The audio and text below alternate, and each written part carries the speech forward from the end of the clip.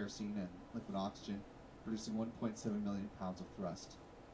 Around the engine compartment are black carbon fiber landing legs that will be used to land the first stage on the drone ship, a short fall of gravitas. Above the first stage is the inner stage. This is a composite structure consisting of an aluminum honeycomb core, which is surrounded by carbon fiber.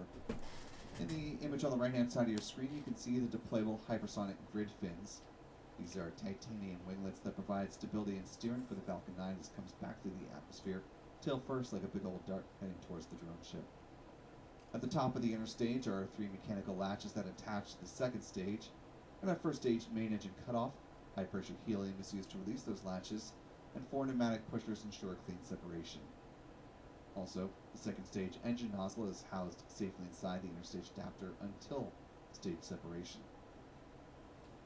T-minus 10 minutes and counting, and speaking of that second stage, upper stage of the Falcon 9 powered by a single modified Merlin engine called a Merlin vacuum engine, or an MVac engine.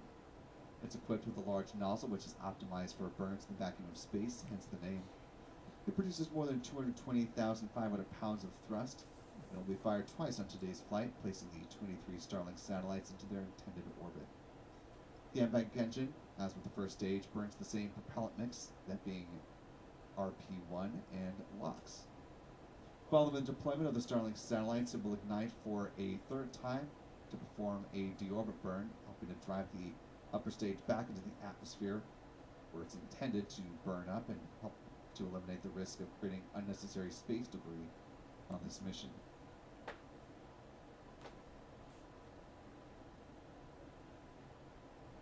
Of course, we recently saw the impact of what an unplanned entry can do with some apparent debris from a recent Falcon 9 Starlink launch, I believe it was Starlink 11-4, that ended up near Ukraine after SpaceX was unable to perform a correct deorbit burn.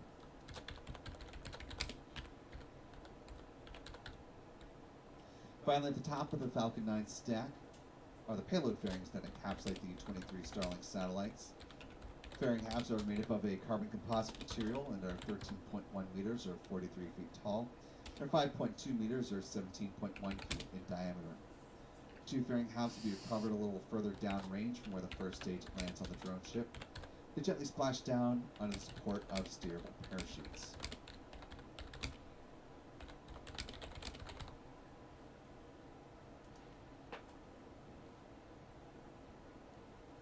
T-minus 8 minutes and counting.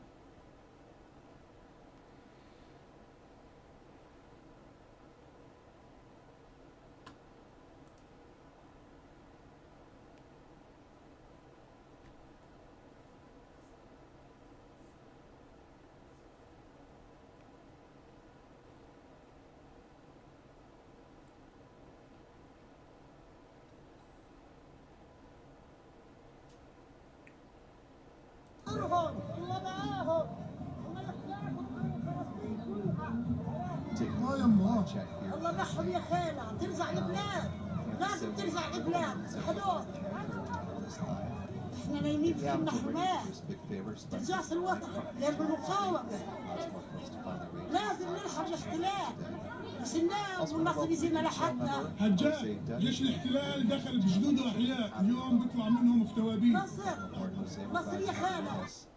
As a reminder, channel membership comes with a number of perks, including discounts at our online shop, that is shop.spaceflightnow.com, access to our members-only videos here on YouTube, access to our members-only Discord server, and the ability to watch all the live launch lift-off moments from here at the Cape in 4K.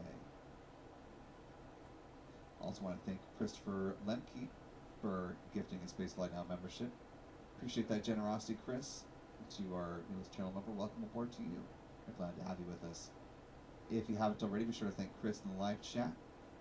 And I'll extend that same thank you as well to Adrian R., one of our channel members, for gifting 10 Spaceflight Now memberships. Really appreciate that, Adrian.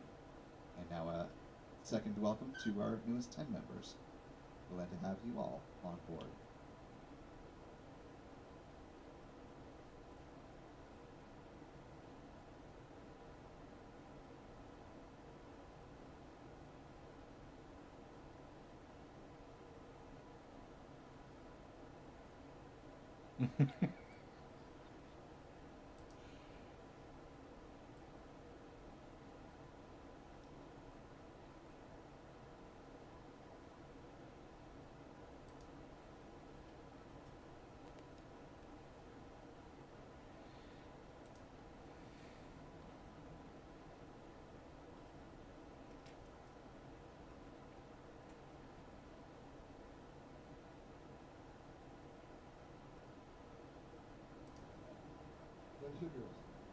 I've said from day one, we're concentrating on public safety first and national security first. But I said, if you're in the country late, you're not off the table. It's not okay to be in this country late. But isn't it okay to come and ask for asylum and then show up for You can make an asylum claim, but let's talk about the asylum claims. For the last 4 years, we've got millions of people making asylum claims. We've looked Yeah, at T-minus 5 minutes and counting. Clearly, almost 9 out of 10 of these people don't qualify for asylum. They're making a false asylum claim, and 9 out of 10 will get one review. That is a fact, right? So we got hundreds of thousands of people in the world that really do have a valid asylum claim. At this point, the engine chill has already Tanks are pressurizing for strong back lower. gotten underway. The first stage kerosene tank is full. And as you just heard, they're in the process of pressurizing for a strong back retrap. Just because we prioritize public safety first and national security first, don't mean everybody's off the table. I mean, I like to prioritize my family late from a job. Doesn't mean I ignore the job. And you can see even out at the pad there, at Space Launch Complex 40, there's a little bit of camera shake. Strong back lower has started. Even with those camera views. Really nice view out there at Space Launch Complex 40. Very light clouds around the area, so it should be a very fine liftoff today. See those clamp arms just beneath the payload fairings are opening up. Soon that structure just off to the side of the Falcon 9, the strong back, will recline a few degrees away from the vehicle. It's just a quick note here. You'll see the difference between our countdown clock in the upper right hand corner of the screen and what you're seeing from SpaceX in the big box. The reason for the discrepancy is our clock is in real time, as we're now 3 minutes and 30 seconds out. What you're seeing from SpaceX is coming in on a slight delay. So as long as we have views of the rocket from our tracking cameras, we'll be making those callouts in real time until we're relying exclusively on the SpaceX onboard cameras.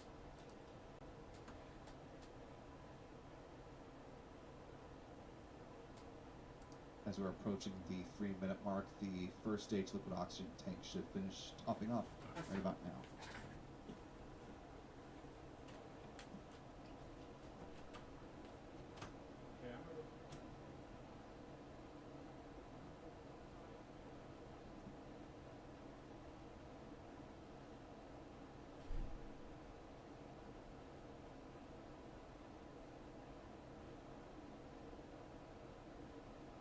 Stage 1 lock flow is complete. Good call from SpaceX. We're now awaiting this similar call on the second stage. Just a little more than 20 seconds away from conclusion of second stage lock flow in real time.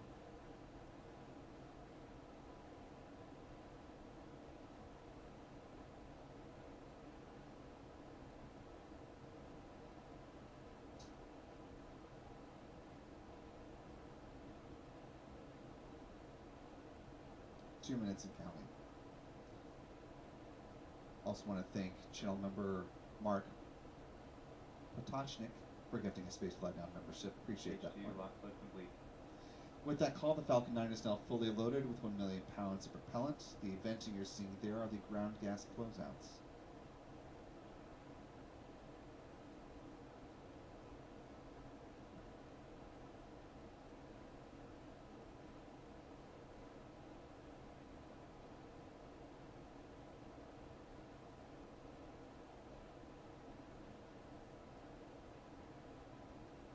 Less than a minute and a half to go. Gas launch closeouts has started. Good call from SpaceX.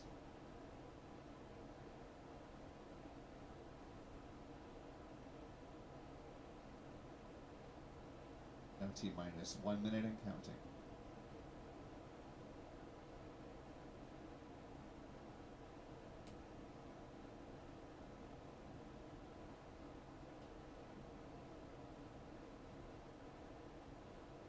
Falcon 9 isn't started. With that call, we're just waiting for the SpaceX launch director to give their go for launch, which should be coming here in the next few seconds. Launch director, go for launch. And with that confirmation, we are now less than 30 seconds away from seeing this Falcon fly. 20 seconds. 15 seconds. And here we go. In 10, 9, 8, 7, 6, 5, 4, 3, 2, 1. Engine ignition. And liftoff of the Falcon 9 rocket on the Starlink 12-14 mission. Falcon 9 has cleared the tower.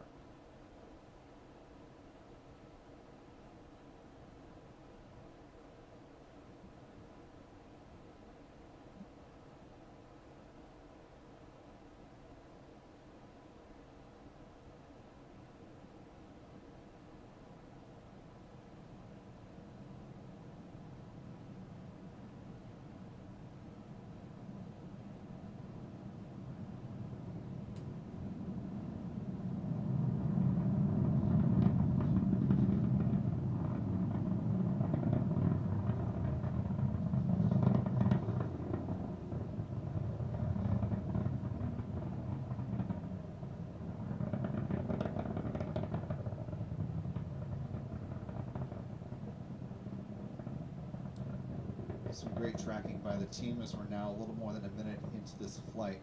Falcon 9 is approaching max Q, the point of greatest aerodynamic pressure on the vehicle.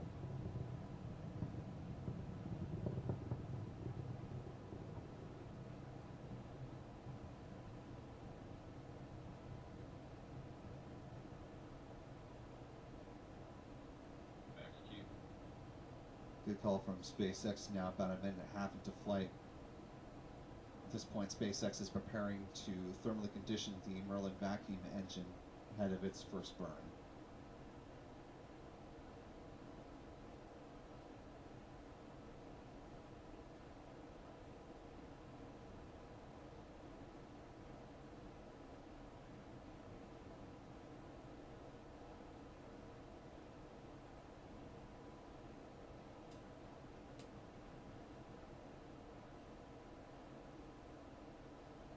Now 2 minutes into flight.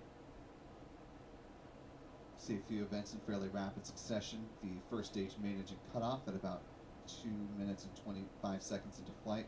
That'll be followed by stage separation and then the ignition of that Merlin vacuum engine just past the 2.5 minute mark. Coming up on MECO. There you see MECO. Stage separation, and back engine start.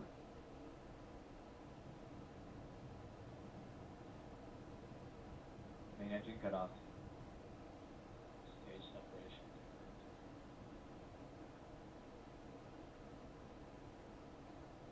And back ignition. Good calls from SpaceX and some great tracking views by our team today. Now a little more than 3 minutes into flight. Payload should be deploying. Payload fairings, excuse me. There you see those fairings separate, falling away from the Falcon 9's upper stage.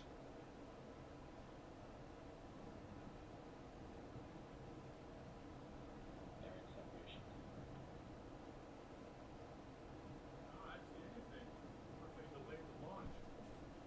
No, if it's in the air. Good call, good visuals from SpaceX as now those Starlink satellites exposed to the vacuum of space for the first time on this mission. Now a little more than 3.5 minutes into flight in real time. The next big event is coming up at T+6 minutes and 2 seconds when 3 of the engines on the Falcon first stage booster will come back to life for a roughly 24-second entry burn, beginning to slow the vehicle down. At this point, the booster is still climbing, has not quite reached its apogee in the mission so far. Those occasional puffs that you're seeing in between the grid fins on the SpaceX onboard cameras and occasionally from our tracking cameras. We had eyes on the booster. There's the cold gas thrusters. Those help control the attitude or the positioning of the vehicle as it makes its way towards the drone ship. That booster, now at about 114 kilometers in altitude, it appears to have reached its apogee today.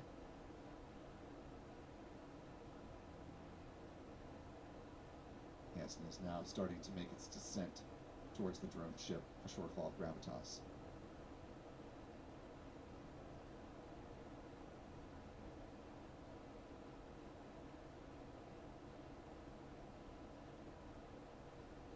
A little hard to see amid the clouds here, but that lighter dot that we're following, that is the Falcon 9's upper stage as it continues to make its ascent. Around about 147 kilometers in altitude and approaching 12,000 kilometers per hour. I don't know, I didn't see it. It's in the air. Either that or I'm watching something that was done a while More ago. than 5.5 minutes to flight at this point in real time.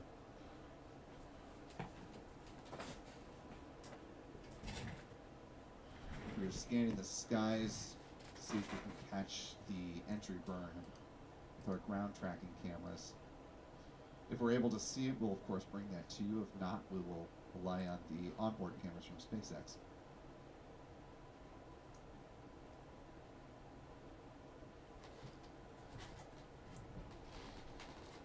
Entry burn should be beginning right about now in real time.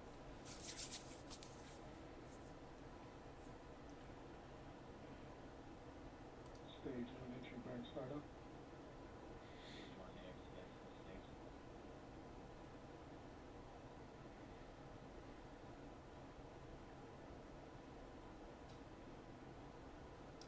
Entry burn wrapping up in real time.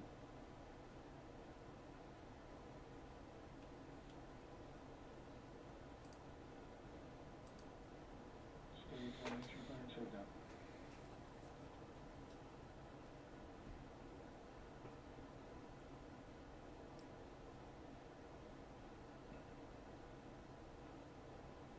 Liz, what stands out to you?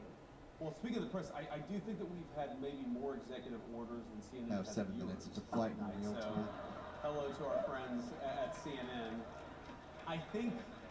I actually think that their plan was they were going to go all in on anti-Trump That AFTS and is hope the that automated he could flight save termination system, CNN now no longer in the needed same way at that this he did, stage frankly, of in the mission. 2017, because nobody really watched the network until he became president in 2017. Because of the distance and how close to the horizon the landing burn will begin, we unfortunately won't be able to see that from our on-the-ground tracking cameras, so we'll be relying on SpaceX's cameras at this point in flight. Stage 1 trim time. The first stage travels now below the speed of sound. The start of the landing burn is set to begin at roughly T plus 7 minutes and 48 seconds.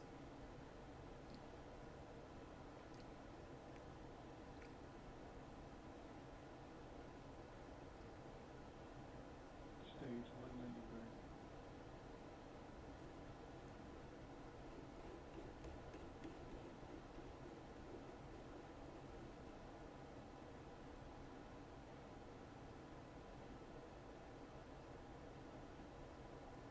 Stage 2 internal guidance.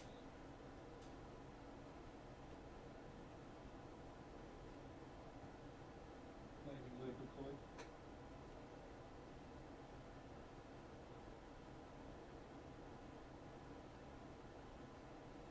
Stage 1 landing confirmed. And for 21st time, the 1076 is safely landed.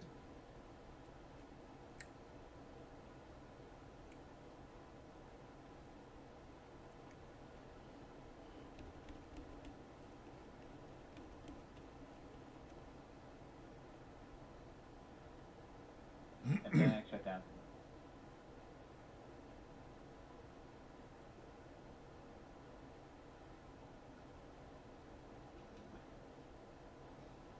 And with the conclusion of that upper stage engine burn, didn't hear the call for this, but Presumably, the upper stage will have entered into a nominal parking orbit where it will coast until roughly T plus 54 minutes and 4 seconds. There will be a brief 1 second burn at that point to circularize the orbit.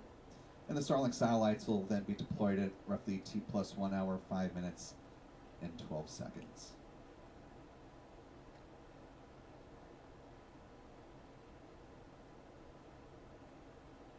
And with a good liftoff and landing of this first stage booster, let's go ahead and take a look at our mission stats as they currently stand.